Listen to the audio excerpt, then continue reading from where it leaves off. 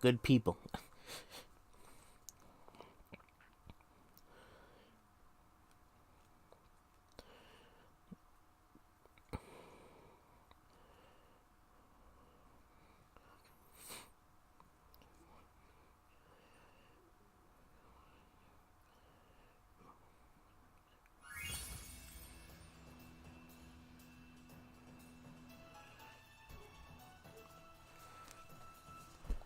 Hello, ladies and gentlemen, bacteria, adults, teen, LA alike.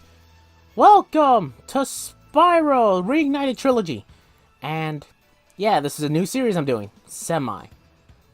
I want to make this somewhat clear. I'm only playing one of these games currently, and then I might save the rest of the Reignited Trilogy for years later, or maybe like months later. I'm not sure like when I'm going to be playing some of these games again.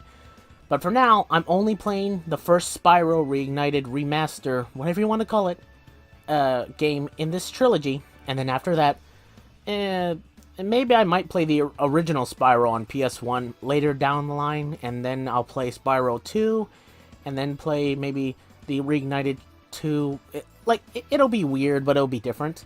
But technically, it won't be a done series all in one go because, well, duh, I haven't finished it. Or I wouldn't have finished it by then. So, for now, I'm only playing Spyro 1 on the Reignited Trilogy. After Spyro 1, I'll be playing something else for the channel. I might play Spyro 2 at some point. I will play Spyro 2, but maybe the original instead of the remake. Oops, sorry about that. Almost held in a burp there. Maybe. It depends. It depends. Maybe I might, maybe I won't. It depends. And then I'll play Spyro 3 later on after that. It depends. I will be playing the original ones of these games because, well, the original ones are either decent or, like, in my case, I like Spyro 2 a lot, so maybe Spyro 2 might have something. Like, no, look, okay, here's the thing. I like Spyro 2, and I like playing the original Spyro 2 better than the remake, remaster trilogy one. Spyro 1 and Spyro 3, I do prefer playing them on this trilogy. So, 2 out of 3, that's pretty good. I'm not saying they did a bad job with Spyro 2. They did very well. They did very good. It's just, I think I prefer playing Spyro 2 on the original rather than playing it here for some reason. It might be a deep-seated thing, but whatever. So, I'll only be playing 1, and then after that, I might play 2 eventually. And then 3 eventually on this trilogy at some point. But not in a row. I'll be playing 1 first, and then later on doing the other games later. And I'll also be playing their originals. Like I said before, I'll be playing the PlayStation 1 originals too at some point. But just not now. So, why am I playing Spyro 1? Well, I kind of wanted to do this for like when this actual trilogy came out, but it's been months since then, so might as well just play this now. And also because, well, I guess this is somewhat of a 100 subscriber special sort of playthrough, I guess, if I actually reach that by the time this whole series is done. So, and whatever works. So, how do I feel about Spyro 1 and Spyro as a series, Spyro the Dragon? I like this series, honestly. I liked Spyro 1 and 2. Well, actually, I liked Spyro 2 and 3. Never played 1 until more recently, although I did finish it. And then I played Spyro 2 a lot because I owned that game. I borrowed Spyro 3, so I didn't get to finish that one too much, but I did play all 3 of these eventually. And then I got the trilogy pack because I want to. And there were a couple of other games here and there that I played with Spyro, such as Hero's Tale, and then one of the Legend series. I know that series is not really well liked. It depends on who you ask. It's not terrible from what I hear. It's just not great.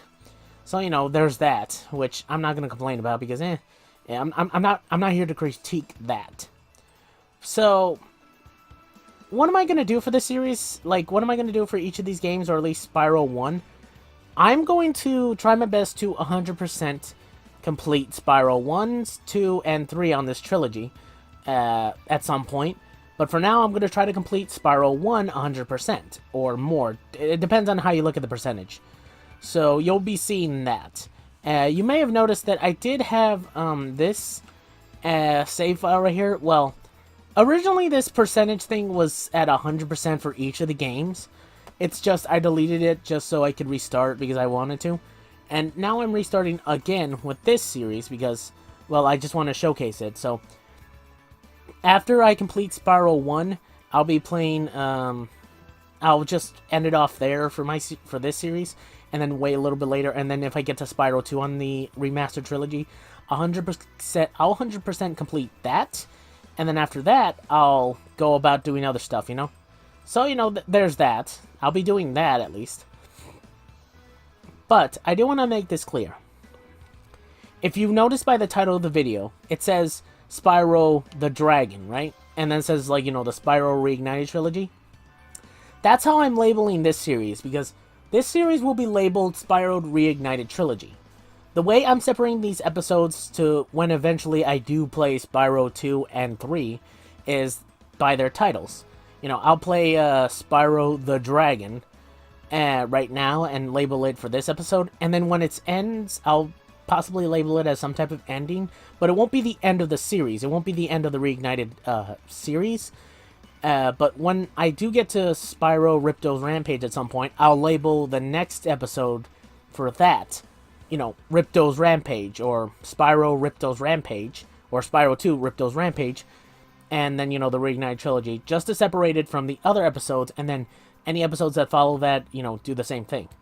Because, as you guys notice, I sort of label my episodes based on, you know, funny titles, stuff like that, somewhat related to the episode because I want to. And that's how I'm going to do it. And some other games sort of have this type of thing where it's like, oh, it's one game, but there's separate games on it, such as, you know, Kirby's Superstar Serious Sam, or some of the old Doom games, or PC games that also separate themselves into 2 episodes, stuff like that.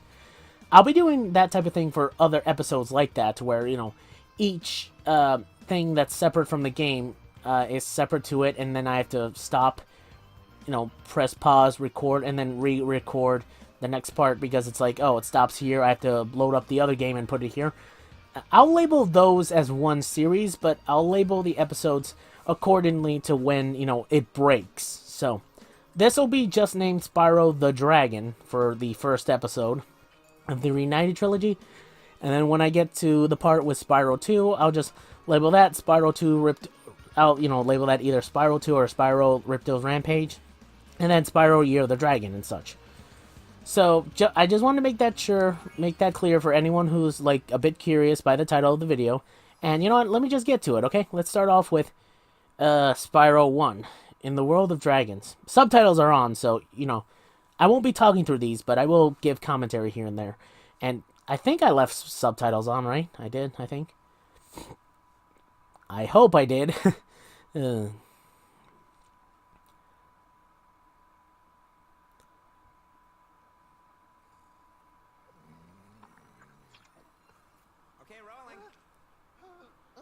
Okay, good. It's been peaceful here in the 5 worlds, or is it 6? For a dragon's age, we now have 12,000 treasure, or is it 14,000? What about this Ganasty Ganor character? Now, I understand he's found a magic spell to turn gems into warriors for his cause. What? Take that question. Nasty Nork is a simple creature. Simple? He has been contained Well, that's not too much of an insult. and is no threat to the Dragon Kingdom. No threat? What, do you want to be a threat? He is ugly.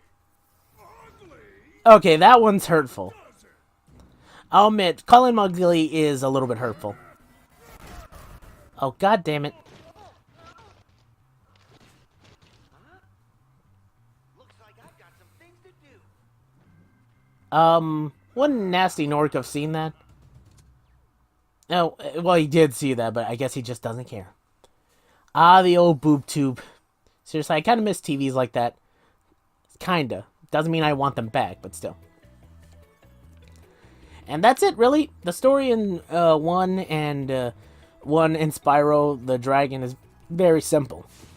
Which is also another reason why I want to play this game, because...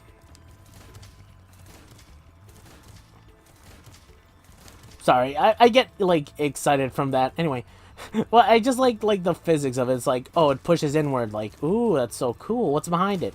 And you can't open it. So yeah, the reason why I also wanted to play Spyro 1 was because it's really, really simple of a story, and that can be somewhat completed to some degree. The real issue is everything else. No, turn off motion blur. Jesus. Okay, that looks a little bit weird.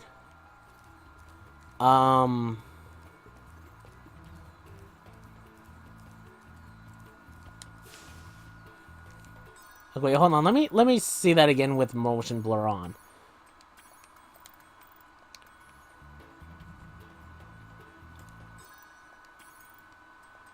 One more time. It looks a little weird, but you know what? You know what? I'm willing to work with it. So yeah, the story in Spyro 1 and a little bit in Spyro 2, but mainly 1, is really simple, really quick. Nothing too much to do. All you have to do is complete levels, do all the games, stuff like that. And technically speaking, I should have this game done in a couple of hours or so. Technically. It took me a while to complete this first game, and I know how long it took, so I know what exactly I'm looking for and what I'm going to do. So it shouldn't be that bad. At least I hope not.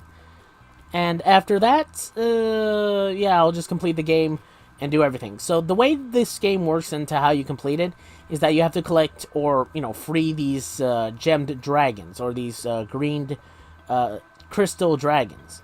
You have to free them. After that, they talk to you, give you a bit of a hint or something and tell you where to go. And each of those worlds, as you can see, you see that door over there? That's a doorway that leads to a world. Those worlds have more dragons in them, and you free them that way. The other collectibles in this game are gems as well as... Well, what was it? Gems and dragon eggs. Yeah, gems and dragon eggs. Gems are collected and scattered around the world. You just collect them with Sparks and yourself. You just run into them, and Sparks will get... if they're close enough, Sparks will grab them. Sparks is the little dragonfly near me. He'll be explaining as to what he does more a little later. But after that, the other things you can collect are dragon eggs, which are eggs that are from dragons that have been taken by thieves. You'll see how we get them a little bit later as soon as we get into a level. But for now, I'm just going to go around and free these dragons around this place. And maybe do one thing if I get to it. It's a little bit difficult to do, but I'll explain it later. Thank you for releasing me, Spyro. Free 10 dragons in the Artisan world, then find the balloonist. He'll transport you to the next world. I'll... About nasty Nork. I'm going after him. Find dragons first. That's all I can tell you. I'll find the rest of the dragons eventually. Or, I'll get to the balloonist eventually. Oh yeah, anytime she, like... Oh yeah, okay, this little fairy will appear anytime you save dragons. And she's your checkpoint. Anytime you, she'll be your checkpoint anytime you free them. As soon as you free them, she'll be, come out of nowhere and then zap ya. And then I'll save your progress, or be a checkpoint of sorts. You have lives in this game. There we go. There it is. You have lives in this game. I have 4 right now, and as you can see, gems, the dragons, and my life counter. My lives counter. You see, that's what Sparks does. Anytime you're near gems, he'll just automatically immediately, grab onto you and immediately get them. So you don't have to worry too much of just outright having to miss some gems. He'll automatically collect most gems. There was a bit of a glitch or a bit of a bug or something where he wouldn't collect some gems sometimes, but I think they've patched that out to a degree. Because the game's had a recent patch of sorts since its release. Not sure how much of a patch, but it's still a patch, so that's cool. And as you can see, killing enemies will give you gems.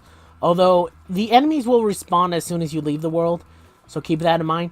And I do want you to know that, oh yeah, that thing. Hold up, let me show you. Okay, skill points. Okay, there we go. That's what skill points are. They're just mini achievements that you can do. That'll be that you'll be able to do in certain worlds and being able to complete them. And doing so will finish the quest slash. Well, actually, won't do anything. Actually, honestly. And oh yeah, I should have mentioned that. Okay, look, I'm not gonna say this game is gonna be 100% completed because, well, duh, I have to do the skill points, which. Look, I'm not saying the skill points are difficult and all that, but okay, you know what? No. I'm going to do the skill points. Oh, wait, let me see. No electric floor damage. No electric floor damage. Burn the middle pink tulip. Stone hills. Burn all bulls stuck. Scare 6 gnomes into tents. Perfect. Oh, Dr. Shrimp. Perfect. Or Shemp, whatever. You know what? No. I might do the skill points maybe if I get around to it. So this whole playthrough won't be 100% completion. It'll be mainly, I guess, like 99%, I guess, because I'll collect all the gems, I'll collect all the dragons, the dragon eggs, and that's it, really. That's as far as it'll go for me. And that's alive, just in case if you didn't know what a life was in this game. So I might collect and do the skill points. I might. But the difference is that with the skill points, they don't really add much or do much for the ending of the game. Because you can complete the game by just getting, literally just getting all the dragons, all the gems, all the dragon eggs. And then you just end the game and get the completion bonus for, you know, playing the game. That way. Maybe there's more, maybe there isn't. And maybe I'm wrong, and maybe it does count for 100% stuff like that, but it doesn't count too completely, at least. So, you know, it's not going to be 100% completion. Maybe. I might do the whole, you know, actually play the game 100%. Maybe. It depends. Because I did it before, and I'll tell you what it unlocks in a second. Keep your horns on, Spyro. You have much to learn first. Do you know what the dragonfly following you is doing? His name is Sparks, and he's helping and protecting you. Keep an eye on him and see what I mean. Okay, I guess he didn't explain it. I was kind of hoping he would. But really simply put it, anytime Sparks takes damage, or you take damage, Sparks is your life counter. The way it works is that whenever Sparks is a healthy yellow, he's healthy. If he's blue, it means you've taken 1 hit of damage, and he's, you know, weak. To replenish him, or replenish your health, you kill any forms of livestock or creatures around the world. Some of them will be different, but most of them will be either sheeps or some types of animals, like, you know, frogs, chickens, stuff like that. You torch them, they release a butterfly, and Sparks eats it to become, you know, a dragonfly. Or become healthier as a dragonfly. There are special blue butterflies that Sparks will eat and gain extra life for Spyro. So keep that in mind. Blue butterflies appear randomly whenever you kill an enemy. So it's chances of them spawning in after you kill like a sheep is kind of a bit, you know, it's a little bit of a luck-based draw there. But anyway, the other colors for Sparks whenever he's damaged is green, which means he only has 1 more hit point before he disappears. And if you take 3 hits with Sparks, he's just gone outright. And you will have 1 extra hit point before you die. So like yellow, it goes yellow, blue, green, nothing, in which you know, you have that amount of hit points. But if you get hit while you don't have Sparks at all, you will die and lose a life. So keep him healthy as long as you can. Sorry about that. But yeah, keep Sparks healthy so that way you don't, you know, die automatically. There are ways of healing Sparks somewhat quicker, depends on how you look at it. If you're low on health and if you don't have Sparks anymore and you kill a sheep without him, he'll just automatically appear, so you don't have to worry about that. But if you do have Sparks at low health, which is like green, and you kill a sheep and it gives you a blue butterfly, you know, an extra life, that'll automatically heal Sparks for 100%, meaning that he'll go from green to yellow all like quickly. And that also works if you've you don't have him at all. So if you die, well, you don't die, you just get hurt, and you don't have Sparks at all, and then you get a blue butterfly from a sheep, it'll automatically give you a yellow Sparks. So blue butterflies are both a full heal slash automatic health, or automatic health and extra life support thing. So blue butterflies are pretty good, so keep an eye out for them, because I think they become the main source of life, or as live counters in the other games. I'm not completely sure, but Hey, Spyro, press the jump button twice to go up. And don't be afraid. Afraid of what? Falling from high mountain peaks? Plummeting into prehistoric glaciers? Oh, that. well, technically. But yeah, the Reignited Trilogy is very good for what it's worth. It has a lot of good graphics, better voice acting than before. Though, depending on how you look at it, for me, I think Spyro 2 has a little bit better voice... Well, not better voice acting, but it's like... It's subjective enough to where it's like, well, I kind of miss the original Spyro 2 more than I like this Spyro 2, but that's a different story. As for Spyro 1... I don't know, I think it's a decent... I think it's pretty good. Like, I think it replaces the original game somewhat. I'm not sure about 3. People can fight about that for all they want. I really don't know. Spyro 2, I think, is not a replacement, but I think, it does a good enough job doing what it sets out to do. Hey, look, I have a game. We have made the game Spyro 2 way prettier. Technically controls a little bit better. And we did some small things here and there. While I'm not a full agreement on, I think they're fine. I don't know. It depends how you look at it. It depends on what you're talking about. If I ever get to Spyro 2, the Reignited version, I might just showcase what I mean, but that's a different story. But yeah, real quick, yeah, there's the balloonist. He'll send you to the next world as soon as you collect a certain amount of dragons. And I will say, it's not... like, as soon as you collect a certain amount of dragons, you can just leave to the next world, that's fine. So, you don't have to collect every single dragon in the realm, in these places. You can collect the bare minimum, and just be on your way. And that's fine if you do that, but that's not what I'm going to do. I'm going to collect all the dragons and gems, and do everything I can in a level, before, like, I have to go back and actually, actually have to go back and, come back to the balloonist before I leave. So, before I leave, I'll complete everything I can and then go to the next world. So keep that in mind. I won't be leaving as soon as I collect the bare minimum dragons. That's all I'm going to say. So keep that in mind, I guess. I just want to make that clear because some people might question why I don't just leave as soon as I get 10. Flash, do that again.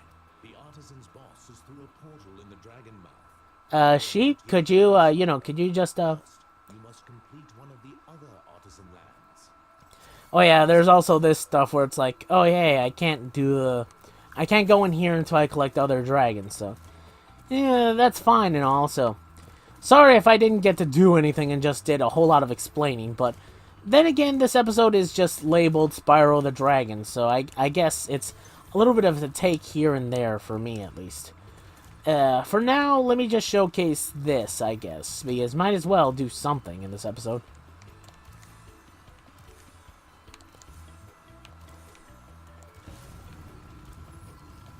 Not sure if that is exactly what you needed to do, but whatever works. There is something I do want to mention. Mostly Spyro the Dragon is a platforming level sort of game, and that's all it does. You're supposed to platform either by jumping, attacking, or gliding, or running into enemies. So, there's always that type of thing to worry about. But then there's levels like this. The flight levels, or the speedway levels.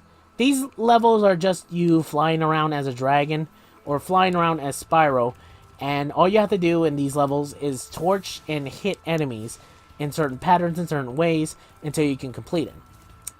there's a time limit set on these things to where you have to finish it in the time it's making you finish, which I can say it's a little bit dumb, but whatever.